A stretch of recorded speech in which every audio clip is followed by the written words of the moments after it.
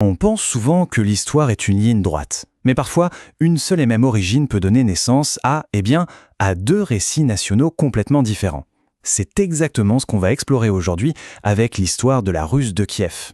Alors, la grande question qu'on entend souvent, la Russie, est-ce tout simplement la suite logique de la Russe de Kiev? C'est une idée très ancrée, c'est vrai, mais quand on creuse un peu, on s'aperçoit que la réalité, elle est beaucoup plus nuancée. Allez, c'est parti, on va décortiquer ça. Pour bien comprendre comment les chemins se sont séparés, il faut d'abord revenir à la base, au tout début. C'était quoi exactement la Russe de Kiev? Et surtout, où se trouvait son véritable centre de gravité? Alors voilà, la Russe de Kiev, c'était un grand État médiéval qui a existé entre le 9e et le 13e siècle. Et le point absolument fondamental à retenir, c'est que son cœur, son centre névralgique, a toujours été Kiev. C'était le centre politique, culturel, spirituel, tout partait de là, même quand les frontières s'étendaient. Et c'est là qu'un détail important entre en jeu. Les terres situées plus au nord, celles qui deviendront plus tard la Moscovie, n'étaient pas peuplées de Slaves à l'origine. Non, c'étaient des tribus finno-ougrigiennes. Ce n'est qu'au XIIe siècle que des princes de la dynastie des Rurékides ont commencé à coloniser cette région, qui était en fait la périphérie de la Russe de Kiel. Et on arrive à un moment charnière. Au XIIe siècle, bien avant l'arrivée des Mongols, une scission va se produire. C'est le début d'une divergence qui va placer ces deux régions sur des trajectoires totalement différentes, et ce de manière définitive. Regardons cette chronologie, elle est très parlante. En 1147, Moscou est fondée, mais ce n'est qu'une petite bourgade de province. Puis, au cours du même siècle, un prince du Nord, Andriy Bogolyubski, fait un geste fort. Il déclare sa principauté indépendante de Kiev. Et enfin, le coup de grâce. En 1240, les Mongols déferlent et mettent Kiev à sac. L'unité de la Russe de Kiev est pulvérisée. C'est à ce moment précis que le récit commence à être manipulé. Les chroniqueurs au service de ce prince du Nord se mettent à écrire une nouvelle version de l'histoire. Pour la première fois, ils affirment que le centre de la Russe n'est plus Kiev, mais leur propre capitale, Vladimir. C'est en quelque sorte la première grande falsification historique qui va créer une lignée artificielle. Et là, c'est vraiment la bifurcation. Après l'invasion mongole, on assiste à deux mondes qui se séparent. D'un côté, on a la Russe de l'Ouest, la future Ukraine, qui reste tournée vers l'Europe, la Pologne, la Lituanie.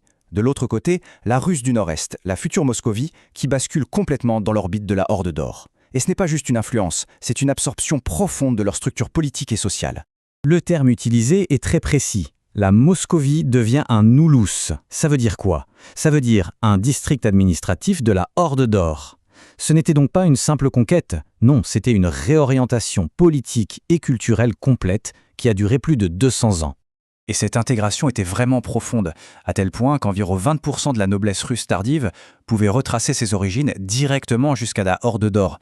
Les mariages entre les princes moscovites et les familles des camps mongols étaient courants. Fait étonnant, pendant des siècles, en Moscovie, personne ne parlait de la Russe de Kiev. Alors, comment est-on passé de cet oubli à une revendication d'héritage? On assiste à un véritable projet de rebranding politique, en 3 étapes. D'abord, au XVe siècle, la conquête et la consolidation des territoires. Puis, beaucoup plus tard, au XVIIIe siècle, une suggestion, des intellectuels ukrainiens proposent au tsar Pierre le Grand un nom plus prestigieux, Rossia. Et enfin, la réécriture. Le tsar adopte le nom et on réécrit l'histoire pour créer une continuité directe entre Kiev et Moscou. C'est assez ironique quand on y pense. Le nom même de Rossia, si central à l'identité russe moderne, n'est pas une création locale. C'est une version grecque du mot russe, qui a été importée. Suggéré pour donner un vernis d'antiquité et de prestige à l'empire de Pierre le Grand. Un pur gain politique. Et toute cette construction historique, ce n'est pas juste une affaire d'universitaire. Ça a des conséquences bien réelles, très concrètes, encore aujourd'hui. Alors si on résume l'argument principal, il ne faut pas confondre succession dynastique et succession ethnique. Les origines de la Moscovie sont distinctes de celles de la Russe de Kiev.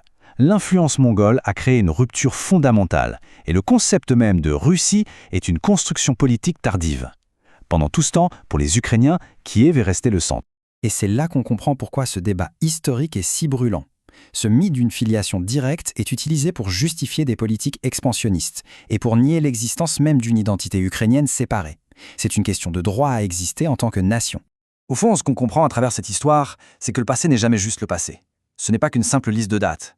Non, c'est un outil incroyablement puissant. Un outil qui sert à construire une identité, à légitimer des actions aujourd'hui et finalement à dessiner les contours de l'avenir.